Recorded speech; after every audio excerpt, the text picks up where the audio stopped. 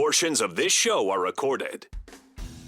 Strap in and be prepared. You just heard Baby J about 3 minutes give his entire A to Z on what was going on. I didn't interrupt you. I don't even like I got to everything, honestly. No, you didn't get to everything. Interesting guests. Kelly Graves, Mike Parker, Josh Pate, Melissa Lombardi, Yogi Roth, who said that Justin and I are smart. Sharp opinions. I think Dan Lanning's sitting in his office going, you know what, fine, give us the toughest road to win the national championship. That's what it should be. I think that this team is going to go as far as Malik Murphy takes them. There's a lot to like about this offense if he's who we think he could be. And some smiles. Is this thing on? Is this thing working? No, that's why you got to do this. You got to go. Hello? Hello? Testing, testing, it's like the little testing. girl in Nemo where she's tapping on the glass. Fishy! Fishy, wake up, Fishy! It's Danny Havel. We have to be more specific. We have a lot of pickle things going on, know. apparently. Justin Grossweiner. I've been wrong before, but that's what I think. Danny and Justin starts now on Fox Sports Eugene and Newport. Sitting in for Danny today, it's Goose, Steve Mims. Welcome back into the Danny and Justin show on a Wednesday afternoon. It's hump day, as they say in this world, and the hump is on the downside, Justin, for my run here in place of Danny Havel. Today's the last day, so if you're tired of me, it's your lucky day. For listeners out there, tomorrow you'll get Justin, and on Friday, Danny will be back, but it's been a lot of fun these last 3 weeks. Thanks for having me in one more day. Of course. And, there's been conversations behind the scenes of, Danny's been like, well, do you enjoy being with Steve more? And I'm like, no, I enjoy being with you guys both equally. I think that we have very different shows, different chemistry. We talk about different things. Yeah, I think so. I think it's a different show. But I enjoy having you around, and we kind of get into the weeds, I think, a little bit more than Danny and I do. So appreciate you being back, and let's kick off the end of your run here with a bang. And Dad Joke will be back Friday. We don't do Dad Joke because I don't want to imitate anything. And we don't do Danny's. Hello Neighbors. We don't do I do Hello Neighbors Neighbors when I'm solo. I don't know about the high atop the Delta Triad. I can't recite all that, so and the you'll Crystal get all Palace, that back on Friday. That is the Bigfoot Beverages Studios. There you go. We do have a distracted Justin again, although more of a disappointed than distracted right now. I think I'm going to be a little less distracted because of the score. The Chicago Cubs, Justin's beloved hometown baseball team, is trailing 3-0. Have we gone to the seventh inning? Is that where we're at? I think so. Or no, they made a pitching change, so it's top of the sixth still. And they're bringing in, looks like Colin Ray is coming in. So the Padres are ahead 3-0. This will force a game 3 tomorrow. Obviously, the Cubs won yesterday. The Padres win this one, and then game 3 tomorrow would be the deciding one. Cleveland beat Detroit today, right? So that is going to 3 games as well. Yeah. So the AL won, Cleveland won today. They beat Detroit to even that one up. So that goes to game 3, and it looks like this one's going to game 3. I wouldn't be surprised if Yankees-Red Sox, the Red Sox got an upset on the road last night. I would be surprised if with Rodon on the mound, if the Yankees didn't get that. But I do not think there will be a 6 o'clock game tomorrow night. I don't see the Dodgers letting the Reds back in. After I know we tried to hype that one up a yesterday. little bit. Yes. But did you know the fun fact about these wild card matchups? What is that? The winner of Game 1 has never lost the series, dating back to 2022. Is that right? It's not always the home team, Okay. but the winner of Game 1 has won the series every single time. Wow. So nobody's ever lost and come back and win 2 in a row. Okay, that Correct. makes some sense. I would guess most of those have probably been the home teams, Most just of them. because of the way that it works out. I do remember a Phillies and Braves series that was I don't remember who it was, but I just remember that series. I think it was the away team that won that one. Okay. So it does happen occasionally, but that's why the home team is such a huge, it's so important. Yeah, and I like the fact that I was talking to somebody today. He was like, "So do they go 1-1-1?" I'm like, first off, you don't want to be flying from Chicago to San Diego and back. I like the fact, hey, if you earn the home field advantage, you get it, and the other team. I'm sure San Diego prefer that too. You don't want to be flying back and forth. Just go out there and go win one on the road like they're doing right now. The bigger problem for the Cubs right now is they have gotten into the San Diego bullpen because their bullpen is a strength of that team, and they got arms galore. So even though I think Cease went 4 or 5. They're going to need like 5+ out of the bullpen. They got enough guys down there to do it. The question would be then if they need that much from the bullpen today, tomorrow can they get it? If they can turn it back on for some of those guys. But so for your baseball, the Cubs are currently trailing. We'll keep you updated on that one throughout the show. Hopefully, no tears come flying out of Justin's eyes. I've already accepted a loss, so we're fine. It's not even an elimination game. And then Yankees, Red Sox comes up at 3 o'clock, and Dodgers and Reds tonight. And then we can finally get the Mariner fans back in the game. The Mariners are having, did you see this? They're having a scrimmage $10 a ticket, and they're scrimmaging today and tomorrow at T-Mobile because they want to stay fresh. So they're doing like a live scrimmage. They're inviting fans to come for $10. Interesting. And they announced today that the starting right fielder for one of the teams in the scrimmage is going to be Ichiro. I'm about to say. I literally, how did I know this was about to happen? I love that, by the way. I think it's cool. Yeah. I think it's so cool that he's is he 53, 54 years old now? And so. I'm not saying that he looks like he could still play. He very clearly looks like he's past his prime, but he looks way better than the average 55-year-old. Yeah. I mean, he looks like if there was Hey, I'm a couple months from being the average 55-year-old over here. Come on. I'm not saying I haven't seen you play. I don't know what your game's like. I wish I could have the other day in your last game. I didn't have time. I was moving that day. But I'm just saying, when I've seen videos of him like still on the baseball field doing stuff, it's just amazing. I mean, he still throws hard. He still has a good swing. It's just amazing. I mean, it's one of the reasons why he's one of the best. I think he's one of the best baseball players of all time. Yeah, no, honestly. Absolutely. I'm a little surprised at MLB. It just seems like there's so many rules about, like, you can't practice against somebody else, or you can't, that they're letting a retired player get into a scrimmage. But I guess you just call it a scrimmage and say we can let whoever we want in. But so anyway, and I thought that was cool. Is that good though? Like, I mean, it's fun, but is this like helpful to have? Well, you got to fill playing? out 2 full teams, so Sure. I guess you probably. I mean, and they did bring up. They named like 11 players to a taxi squad, so those guys can be in the game as well. So, but then I saw, and the Ichiro thing. Again, Seattle fans are just kind of on cloud 9 right now, Sure. and I applaud their fan base, thing. Yeah. and I applaud their management for saying, "Hey, let's do all we can." We finally got some goodwill. These fans have been complaining to us for the last couple of years. We're finally getting some goodwill. Let's just keep piling it on. We're in the playoffs. Hey, let's have 2 open scrimmages where fans can come down, have some fun, watch our team, and then now let's throw Ichiro out there too. Right. Well, I can't remember the exact quote. I think it was their general manager. It was somebody from their high in their front office a couple years ago that said something like, "We just basically want to be like a 500 team" or something like that. And it was just like the fan base was irate. I think they wanted to win 51% of their games. Yeah, or it was something like that. Where it just was like, "What are you like? Why would you say that?" Yeah, it was a weird one. That was a weird one. But the goodwill's back, and they're doing it. It's been the summer of Ichiro. Ichiro obviously went in the Hall of Fame, so it's been the year of him.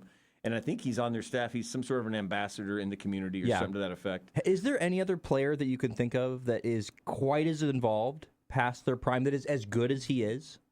Yeah, I don't know. I mean, there's probably some, in basketball we had like Larry Bird and things like that. Right. That were still, but yeah, in baseball it tends to be like the managers aren't the former great players. I mean, Ryan Sandberg managed for a little bit, but normally it's the old backup catcher type thing that is the guy. So Edgar Martinez is on their staff as well. Maybe he'll play third base. Maybe he'll play third base in that game tonight. Maybe. Bring them all back out. Maybe he'll DH. That's true. Didn't play third base for the end of his career. I forgot about that.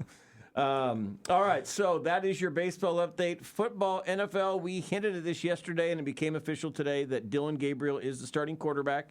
So we're going to have at least 3 Ducks starting again on Sunday. It appears there will only be 3. I saw that the Commanders said that Jaden Daniels has been taken off the injury list and now looks like he's a full go. So he will start against Justin Herbert and the Chargers on Sunday. You can hear that one here on KORE, Fox Sports Eugene, and Fox Sports Newport, which is KCNU. You can KNCU. KNCU. There you go. I'm going to write that one down. Last day here. You think I've gotten that one down by now. KNCU, KORE, you can hear the Chargers game, which is a big one for them because the Commanders, while they lost big last week, that's still a good team, especially if Jaden Daniels is there. And if you're the Chargers, you have this great 3-0 start, and suddenly you go to the Giants and lose one at home. That's the NFL. It's going to be a tough drop. So excited to see Herbert versus Jaden Daniels. And then if you want to watch Dylan Gabriel, set your alarm clock, 6:30 in the morning overseas. I think it's the Dublin game, and they are playing against the Minnesota Vikings. The Vikings got a chance to stay over because they lost to the Steelers overseas last week. So anyway, big ups to Dylan Gabriel, who kind of just went in there. When Shedeur was drafted, there was all this talk like, all the hype's going to go to him, and he got drafted after Dylan Gabriel, but he's going to be the one. And Dylan Gabriel just went in there, did the work. And in fact, they announced today that the backup quarterback is Joe Flacco. It's not Shedeur. It's not like, hey, we've moved on from Joe Flacco. We're just going to move these rookies up. It's, hey, Dylan Gabriel's earned the starting spot. Shedeur hasn't earned the backup yet, so that still becomes Flacco there. But it'll be fun to see Dylan Gabriel. There's been a lot of doubts about, size, this, that. He gets a chance to go up against a really good defense, and it'll be fun to kind of watch that and see what he does in his debut. And I want to make it about Dylan Gabriel, but did you see the response from Shedeur Sanders? Again, what is he thinking? Things, I don't know. It's one of those things. As I saw it, I thought this has to be like an AI thing, or somebody just muted it, and somebody's trying to. And then I just heard the Gottlieb show talking about it. So it's honestly, very real. As I looked at it, I thought there's no way that actually happened. Well, exactly, because it's like, who'd respond like that? Like, why would you think that that's the way to respond? I just think that this goes to show. I mean, he had that speeding ticket where he was going like over 100 miles per hour in the summer. I mean, I'm not a very anti-Shedeur type person. Like, I think he's pretty talented. But if there was any sort of indication of why he slipped, what did he go, fifth round? I think, yeah. If there's any indication of why that happened and that it wasn't just, okay, he appears a certain way in front of the cameras, but really he's like another way. And we've seen guys like that where they come across one way, but then whenever you hear the teams talk about him, like, no, he's a hard worker and he's a great teammate, blah, blah, blah. I don't know if we're seeing that at all with Shedeur. I mean, that was a completely just immature way to handle that situation. And I can't believe I'm saying that because I'm not the most mature person in the world. But back to Dylan Gabriel, because I think this is awesome for him. I do think it sucks that he was put in the situation where he has to sort of always constantly be looking over his shoulder a little bit. I mean, but to be fair, he wasn't a first-round pick, so the situation he was going to fall into wasn't necessarily going to be one that was just primed for him. But it's a great opportunity for him. And I think he's a guy that he just is solid. He's going to know where to get the ball. He's looked really, really good so far, I think. I think he had a pick 6 in his first preseason game or something like that. But other than that, I think he's really looked solid. So it's a great opportunity for him, and I would not be surprised if he came out and played well and at least held on to the starting job for a few games. Yep. So that'll be good. We know that Nix and Herbert will hold the job, so as long as Dylan Gabriel stays there, we'll be convinced to keep having 3 Duck coaches or football quarterbacks playing each week. All right, some current Duck news. There was a little news today from Dan Lanning's press conference. Mekhi Hughes, who's the running back that everybody was convinced was the starter when he came from Tulane out of the portal. And since media doesn't get in to see practices, basically we were all told by national and local media that the starting running back in the bell cow this year would be Mekhi Hughes. Once the game started, we realized the bell cow and the feature back is not Mekhi Hughes. It is a plethora of people, but it is not Mekhi Hughes. And Mekhi Hughes did not make the trip last week to Penn State, and today Dan Lanning said that he is asked to redshirt. Dan Lanning did not say he's transferring. There seems to be pretty obvious that that's what's being said, is that he's going to transfer. The reason he redshirts now is he's played 4 games. He played 4 games. He didn't play Penn State again, so he's played 4. He said, hey, let me redshirt. I'll stick around here for a little bit, I guess. But I'm pretty sure that when you see with Hill's coming back, Lamar's coming back, all the guys that are coming back in the future and the ones coming in, that clearly this didn't go as Hughes wanted, didn't go as he expected. He got beat out by some better guys, and I would expect that he's going to transfer from this. And good luck to him. And kudos, I guess, to Dan Lanning and the coach staff. Sometimes, again, a transfer comes in with the numbers, and you think, oh, the job's just going to be theirs. But clearly they saw what De'Ara Hill and Jaden Lamar and Jordan Davidson and these others were doing, and they made it more of a timeshare. Probably wasn't what Hughes thought coming in, and Hughes, again, no problem. Walk away and go somewhere else and do it. Yeah. But it's a credit to Oregon that they, you prove. Coaches always say you got to prove it. Nobody's given anything. You got to earn it, and Oregon proved that. And now Hughes goes away, and it's again, if we'd have heard after 4 games that Oregon lost Hughes coming into the year, we'd have thought, wow. But instead, it's sort of like the 5th string running back's gone. And that's what I was going to say. My angle on it is I can't believe how this isn't. I'm not saying it's not a big story, but I can't believe how small of a story this is in a way. Because you're right. It's just like, I don't even know if he's their 5th string running back, to be honest with you. He might be closer to their 7th or 8th string running back. Yeah. And I think going forward, yes, I think he's going to transfer. Obviously, it makes sense for him. Clearly didn't go the way he wanted to. He's coming into the year with about 2,800 career rushing yards. 1,400 yards and 14 touchdowns last year. 15 touchdowns. 15 touchdowns very explosive runner. But quite honestly, whenever we saw him play, he didn't look like the best guy. It didn't look like one of those situations where they had all these other guys come in and then he'd come in and it was like, whoa, what are they thinking not putting this guy in? It's just like he kind of like blended in. And quite honestly, looking forward, the Ducks' best running back, in my opinion, is a true freshman. Their second best running back is Noah Whittington, who I think is probably going to move on after this season. But then you have Jordan Davidson, Jaden Lamar. I mean, it's like you have so many guys that I think for him it totally makes sense to just sit there and go, well, I could probably get an opportunity somewhere else, and it'd be a good school. And for the Ducks, it makes sense because he's their top guy. So I think somehow it's just the right decision for everyone. Yep. And you said yesterday you thought that De'Aaron Hill Jr. was the top running back. Yeah. This from Eric Scopel, who joined us yesterday. True freshman De'Aaron Hill Jr. is expected to see his opportunities continue to grow. Lanning also said he expects his role in the offense to be a huge one. When you take advantage of opportunities, it will continue to grow. You called it yesterday. It looks like this is the De'Aaron Hill era starting for Oregon. Well, that's cool because I usually don't think I have any idea what I'm talking about. But no, I was just watching that Penn State game and it was like, it's like, why are we messing around here? Like, this guy is clearly special, and not that the other guys aren't very good as well. Clearly, they have so much talent in that room, but I mean, it makes sense. I mean, the only question I had was whether, again, he was one of those guys that was a better change of pace back where you don't want to give them 15 to 20 carries. I don't know what they're going to do with him now, but it seems like they've seen the same thing that I've been seeing, and probably a lot of Oregon fans have been seeing, which is like, this guy is really good. He's averaging 10.4 yards a carry. Maybe you should try to get him the ball as much as you can. Yep.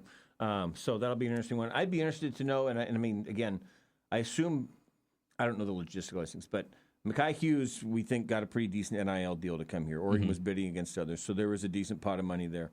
I wonder if the reason we're not hearing today that he's transferring is there's something in that contract that says you have to be here through the end of the year. You know, I don't know how NIL deal. I don't think anybody really knows. Is there an upfront payment? Is it something where you got to stick around? So maybe he sticks around for that because, again, I know it was probably a pretty decent pile of money that came his way for that one there. Speaking of NIL, some news came out last night from school down the road, Oregon State, that had Oregon State fans up in arms regarding NIL and the deal that Oregon has worked out, or Oregon State has worked out. And, you know, Oregon State worked this deal to where basically they sold the Damnation Collective to this third-party group. And some of the figures came out from the third-party group, including the fact that Oregon State's paying them about $284,000 just to kind of manage this thing.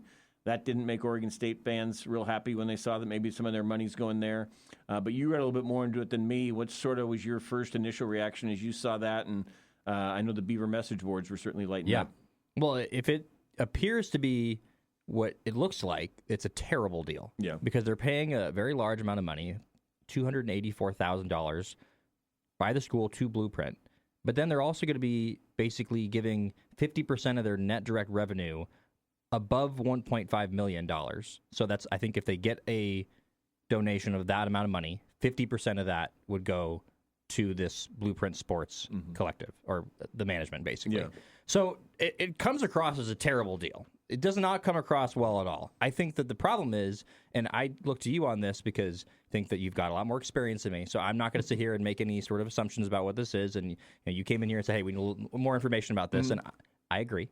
So what I would say that is the school, I think it would be probably good for them to actually communicate something. Yep. Like just sitting here and being silent about it and letting everybody sort of make their own opinions on it and let the crowd sort of rile up is, I don't think, a very good idea. Yep. So I think that they need to get a little bit ahead of it. I said to my station manager, Steve Woodward, who was on with me last week, just when he was telling me about this, I was saying, hey, I feel like this is something we're going to know a little bit more about like tomorrow, rather than right now. So we'll see what kind of happens going forward. But just on the face value of it, it looks like a horrendous deal for the Beavers. Yeah, and again, that kind of gets into what I was talking about with Mekhi Hughes. I don't know how the money comes through. It's still, NIL is still such a third-party, separated. We don't get a whole lot of, this was actually one of the few things where there was a Freedom of Information Act filed, it looked like, and so that's where the contract came out. So much of the NIL is unknown. We don't know how much the players are making. We don't know, how are they paid monthly, quarterly. We don't know, how does this deal compare to ones that other schools have? Oregon, I'm assuming, isn't paying Division Street because it's kind of run through their own people. But Division Street is obviously different than most because it's being so well run. Is Oregon State doing? So I think that you're right in the idea that, I think that, if you're a journalist covering Oregon State, you're probably trying to get somebody on Oregon State to at least go on the record and say, hey, yeah, this is the numbers that came out. Did you guys feel like this was a fair deal? Is this comparable? And if I'm at Oregon State and I'm Scott Barnes, I want to actually go out and meet with somebody and say, yeah, hey, here's the reason that we came together. Here's the reason that we did this deal. We think it works for us. Because you're also going to have boosters calling and saying, hey, I saw online that, half of my money is going to go towards this company. I'm sure that's not actually the way I can't imagine that anybody's going out there and saying, hey, if you give us $2 million, we're going to give $1 million to this company that's, organizing because we don't think we can do it ourselves. There's got to be something kind of lost in the description right now, but it would certainly benefit Scott Barnes. And I'm sure they're doing it to donors, first and foremost, saying, hey, just to clarify it.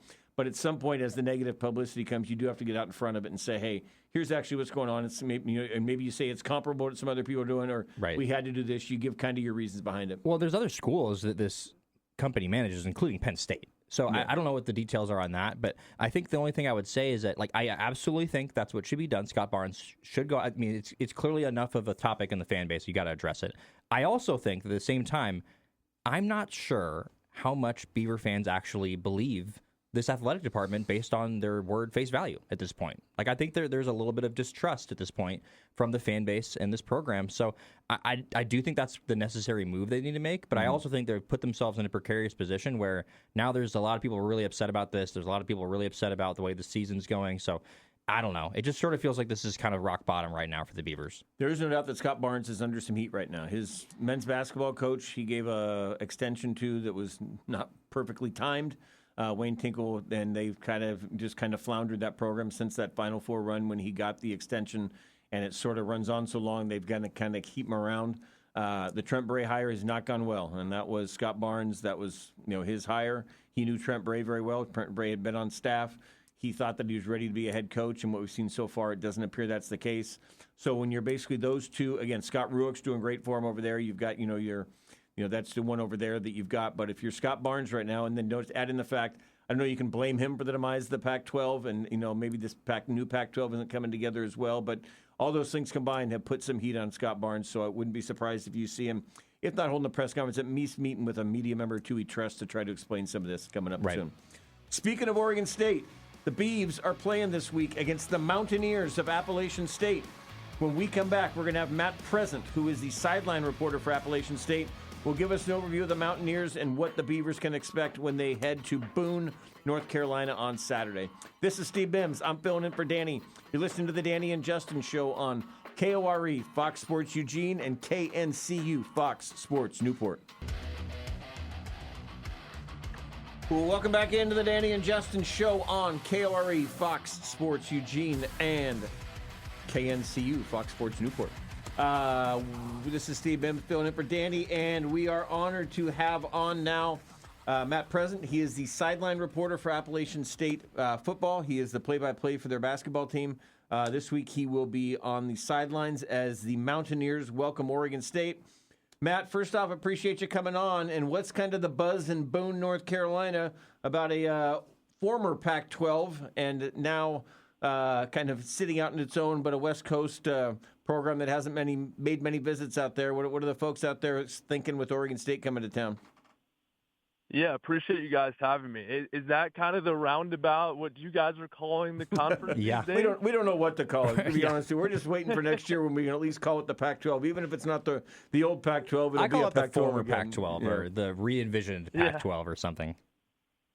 Yeah, well, I think fans here are certainly excited. App State football has been just this destination for fans across the state of North Carolina, for many years. But I think over the last 3-4 years, it's really taken a step forward, and just kind of the enthusiasm, the sellouts. This will be our 12th consecutive sellout coming up on Saturday, and we sold out of season tickets the last several years. So there's excitement and anticipation for every single game we play here, and I say that genuinely.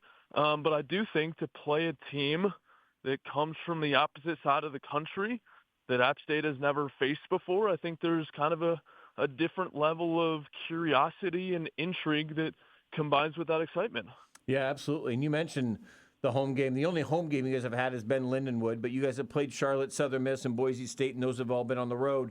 So you mentioned kind of finally a chance for, I think it'd be about 35,000 or so would be if it's sellout crowd there, to kind of see a team that maybe they've heard about but haven't seen before. And this would be a nice win. I mean, the Mountaineers have dropped 2 in a row, like I say, at Southern Miss and at Boise State, but a win here gets them back to 500 as they, then get, Georgia State and Coastal Carolina coming up. So to get to 3-2 and a win over a program that used to be a Power 5 program would be a nice pickup here at the beginning of October.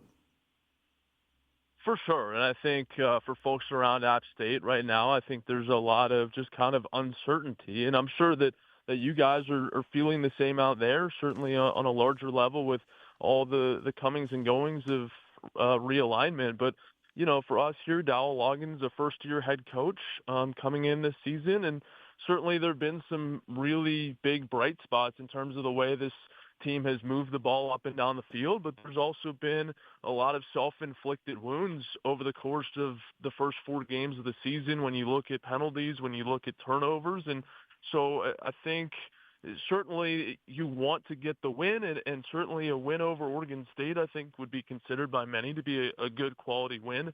But I think more than anything from the App State coaching staff, from the App State fan base, it's just kind of developing some more consistency and seeing what this team is all about heading into conference play. Because when you have a new head coach and you have almost an entirely new coaching staff and you have over 50 new players coming mostly via the transfer portal, there's so much that even 4 games into the season, you don't really totally know what you have. Yeah, no, absolutely. And you talked about, the transfers that have come in. Running back Rashad Dubinion is averaging 128 yards a game. He came from Arkansas. He's probably feeling pretty good this week about having headed out of Arkansas with what's going on there. But he's come in and been in a big boost, like I say, with 128 yards a game. And then Jaden Barnes with, 337 receiving yards, 3 touchdowns. Both those guys were kind of highly touted coming in and have certainly lived up to the hype so far. Yeah, I mean, for Dominion, I think what's been most impressive is just the workload that he has taken on. A guy that, he's been over 100 yards in 3 of 4 games, and he hasn't hit a lot of explosive runs, but he's the guy that's going to make the first man miss or at least drag tacklers. He really is a physical running back and a guy that can carry the ball 20 times per game. And then I think Jaden Barnes is kind of the opposite in terms of the fact that he's a guy that is going to thrive in open space and make guys miss and run after the catch, and just kind of, he's a little bit undersized, but his athleticism, I think, jumps off the page more than any other player on this team. And you mentioned some up and down performances, especially with the turnovers with this offense. When it's clicking, what does this offense look like, and what kind of goes wrong when it's awry?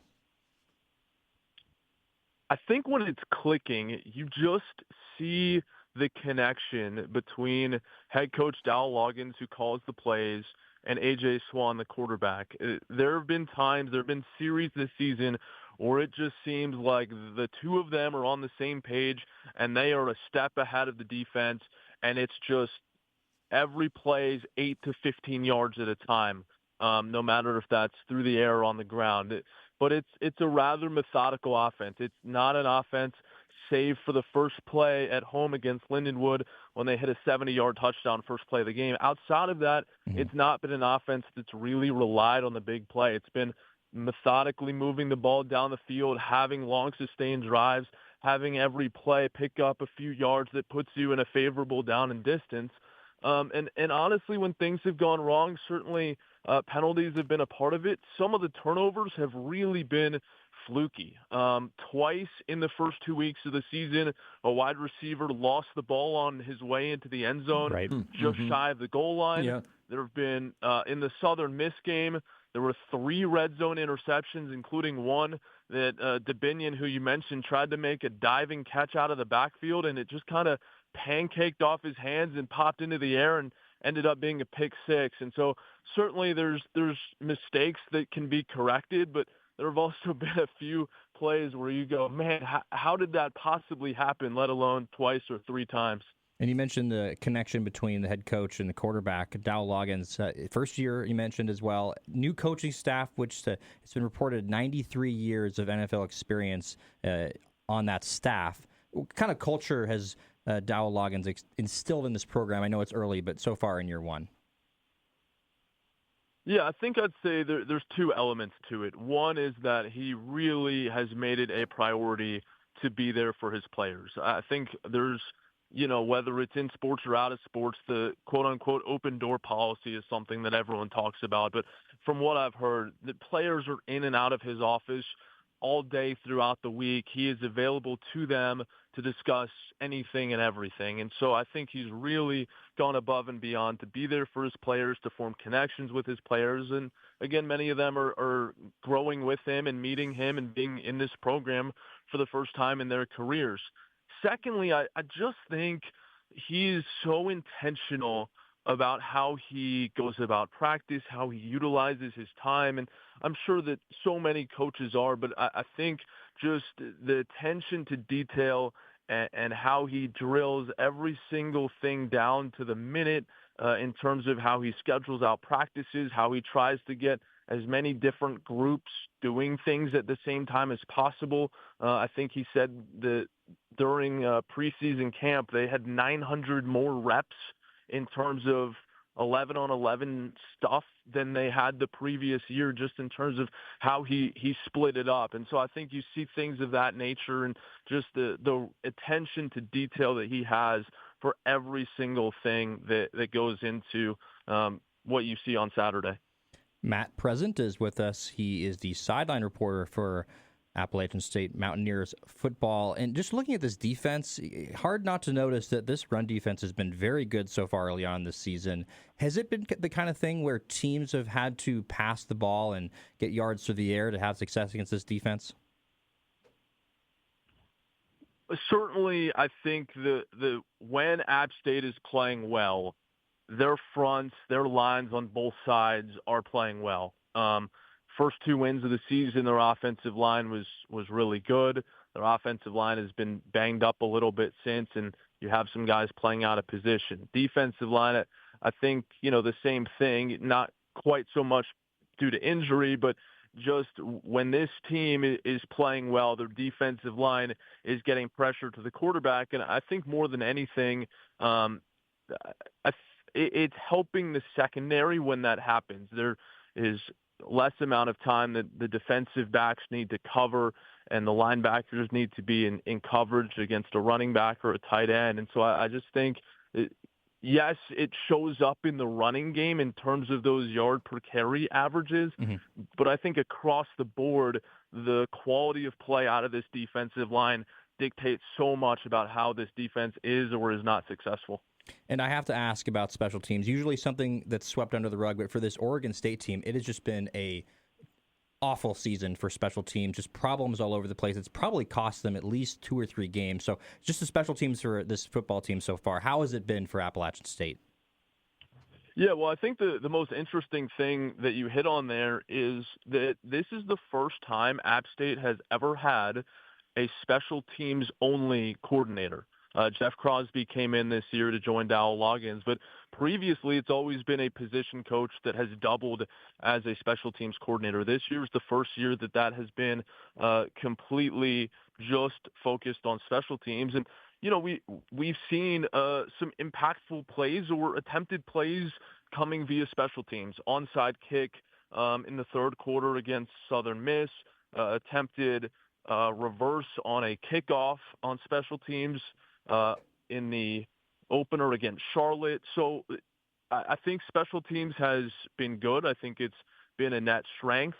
One thing that I would also note, Cash McVeigh has handled kickoffs for the majority of the year this year. And in the first game of the season, he was 6 for 6 on touchbacks. And just in terms of a field position game, that's really critical. So I don't know that, it's super easy to evaluate every single facet of special teams, but I do think the focus and from a staffing perspective, the change there this year is notable. Matt, App State's got a fascinating football history. Getting back to Mac Brown was former Appalachian State coach, and Oregon, and a lot of fans around the nation remember, obviously, the win over Michigan at Michigan. It's especially memorable here in Eugene because that next week, Oregon played Michigan, and so everybody was kind of watching like, oh my gosh, this, back then, FCS at the time, school knocked off Michigan, and then Oregon went and did the next week. But App State, as they've moved up, has really become, 2019, they were really in the mix for a New Year's Six Bowl, 10 wins in 21. This is really a program that's continued to kind of build itself up, and it feels like a win over Oregon State could kind of be the next notch about, again, putting itself up amongst those elite programs in the G5. Yeah, I think so. I think it's a program that has always prided itself on playing anyone, anywhere, and certainly the Michigan game was on the road. Texas A&M, that win a few years ago on the road, and App State has also had the pleasure of hosting a North Carolina, a Miami, a Wake Forest in recent years, and now Oregon State as well. And so I just think so much of what is a priority right now for this athletics department, but across the board in college athletics, is just brand exposure and continuing to build your brand and to be able to play a team from the opposite side of the country and a team that has recently been a power conference team is important in continuing that trajectory. Matt, I was looking. I believe that the Oregon State's visit to, or the Appalachian State comes out here in 2032 is the matchup for the comeback. So we will look forward in about 7 years to having you out and you come and join us in studio for that one. That sounds good. If I'm here at that point, I will certainly take you up on that offer. I went out with basketball a few years ago, and in a game that ended up being a thrilling overtime game, Oregon State pulled that one out. Yep. I think they scored the first 10 points of overtime to win it. But we enjoyed that trip. I enjoyed exploring Corvallis, and certainly would love to make that trip again here in a few years. Sounds good. Justin's buying dinner in 2032. So. All right. Matt Present, we really appreciate it. I'll put it on the calendar. Sounds good. Matt Present, he is the sideline reporter for Appalachian State. Really appreciate it. I know this is a busy week as you guys get ready to welcome the Beavs. Thanks for carving out a few minutes to tell our listeners a little bit more about Appalachian State. Thanks for coming on, Matt. Absolutely, guys. Enjoyed it.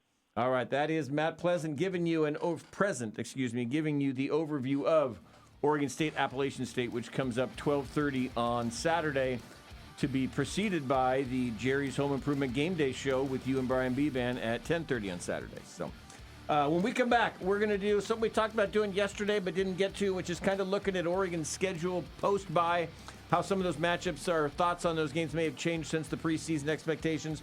This is Steve Mims filling in for Danny. You're listening to the Danny and Justin Show on KORE, Fox Sports Eugene, and KNCU, Fox Sports Newport.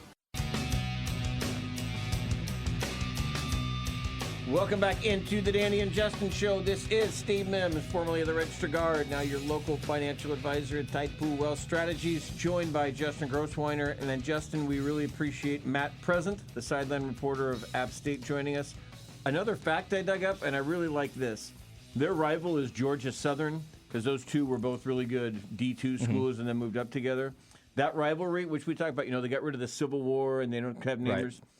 The Appalachian State Georgia Southern game is called Deeper Than Hate. Ooh, yes, I love that. That's what they call that game, the Deeper Than Hate game between Appalachian State and Georgia Southern. Deeper Than Hate. Deeper Than Hate. Wow. And so November 6th is the date this year for Deeper Than Hate, when the Georgia Southern and Appalachian State meet up. Well, let me say, I'll try to give this out. It was a Matt Present. His presence was a present. It was. Well, there you go. Wow, that's almost a dad joke in itself, right there. No dad joke, but we got puns galore from Justin over there. And I feel like I'm allowed to make fun of people's names because my name is hilarious. And people have made fun of my name. And I'm not making fun of his name. I think Present's actually a pretty solid name. Yes, yeah, that's very good. I wonder when he was a student, they said Matt, and he said Present. And he said, okay, good.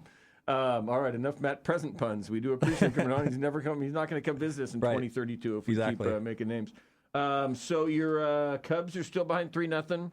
Good news is, after 6 straight strikeouts by Mason Miller, they got a hit by pitch from Bush, and now they've taken Mason Miller out of the game. So that's what it's all about, winning and losing. Who cares? Getting Mason Miller's strikeout streak broken. That's what it's all about. Done. So 3-0 for those who are driving around out there. 3-0.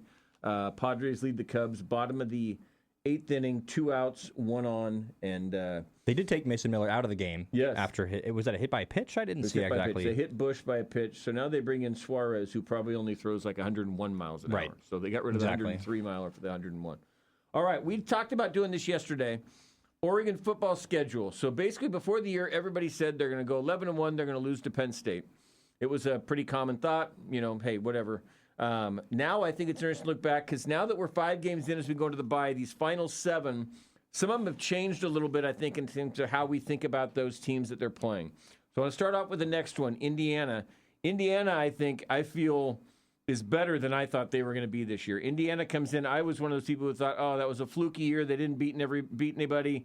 They got Mendoza, but they'll kind of take a step back. Come into Watson, that'll be kind of an easy Oregon win. I still think Oregon wins that one, but I do think Indiana's been better and presents a greater challenge than I expected them to bring into town on the 11th. Yeah, I think as much as anything, I completely agree. I still think Oregon should probably feel very good coming into this game, but if anything, it's just going to make Oregon look better because Indiana clearly is a better team than I think you and I thought coming into the year. I was the same way. What did they lose to Notre Dame by in the playoff? Was it like 14, 21? But they scored late. It was one of those where they were just kind of dominated, but they scored late to make it. I think some games are closer than they appear. That was probably one of them. But this year, I wasn't the biggest Fernando Mendoza believer. I think he's a decent quarterback, but he's certainly been better than I thought he would be. And it's a team that has some strengths for sure. And I'm excited. I think that it's a big one for Indiana because they've been looking to prove that they're that team for, it's been about a year and a half now, basically. Who did they play last year? Ohio State, and they kind of didn't do great. 38-15. They lost that one 38-15. I don't remember. Did they have any big wins last year at all? No, I mean, they beat Michigan, but that was at home. Michigan is, Michigan last year. And they beat Michigan State and Washington and Maryland and UCLA. And it just really was, it was one of those things that until the playoff, we really didn't know how good they were at all. And it was 27-17 was the loss to Notre Dame. But again, I think it was like 27-10, and they scored late to kind of pull that one. But all right, so we think Indiana's better than we thought. 18th at Rutgers. I haven't changed much. I still think that's one where it's going to be a pain in the butt of a trip for them. Might lead to a sluggish performance, but I don't see Rutgers being a trap game. Nope. I have a hard time with Rutgers seeing that being a struggle as well. Okay. How about your old hometown, Wisconsin? Do you see Wisconsin coming in and creating problems for Oregon? So at the beginning of the year, at the beginning of the year, again, going back to that, I would have said probably not, but I think Luke Fickell's team will get a little better. They're going to travel a lot as they always do. That could be kind of a raucous atmosphere. That could be something that Wisconsin comes in. Last year, Oregon struggled at Wisconsin. Wisconsin kind of dumbed the game down and got it. I think now that looks like one to where instead of it being good for a half, I think Oregon runs away from Wisconsin in that one. Yeah, I don't even think this one's close. They brought in Billy Edwards Jr. from Maryland last year. Remember, Duck fans saw him here at Autzen Stadium. I actually got to see that one, which was awesome. But Danny O'Neal has been the quarterback for most of the year because Billy Edwards Jr. has been injured. Yes. So I think Luke Fickell, he's sort of a little bit on the hot seat right now. This has been a Wisconsin team that their identity for years and years and years, my whole life, was power running and good tight ends, good offensive linemen, and good defense. And they've sort of switched to this spread offense, and it just sort of feels like the identity of the program is really in flux right now. They still have this great atmosphere, as Oregon saw last year when they traveled to Wisconsin. I believe that game was 13-7 Oregon. Yes, but I don't know if I see this team coming into Autzen Stadium and doing anything. Yep. It will be interesting when they announce the Wisconsin starting quarterback. The Oregon crowd may go nuts because Danny O'Neal led Oregon to the 1994 Rose Bowl as the quarterback. His name was Danny O'Neal. Was there any? I don't know. I think I might have seen that there is no relation. I don't believe. I think I've seen this already. I saw Danny O'Neal, the old Oregon quarterback, a couple years ago at Bandon Dunes. He's got like a nice, successful storage business down in Southern California. But anyway, it'll be the first time, the last time an Oregon quarterback next time a quarterback named Danny O'Neal took the field, Oregon went on to a great season. So maybe that'll be the carry-on. All right, Wisconsin, we get a bye. November 1st is a bye, so you can go out and tear up this town on Halloween night, and you don't have to worry about a Duck game on Saturday. Now we get into at Iowa. This one I thought coming in could be a tough one. I thought they had this quarterback who came from FCS, was the Walter Payton Award winner 2 years ago. Maybe they have their typical good defense. The offense gets going. Now I'm not so sure. The offense hasn't gotten going. They did play Indiana close last week, but again, that was a low-scoring one. I thought there was a chance that maybe the defense slows Oregon and they have an offense that can get by.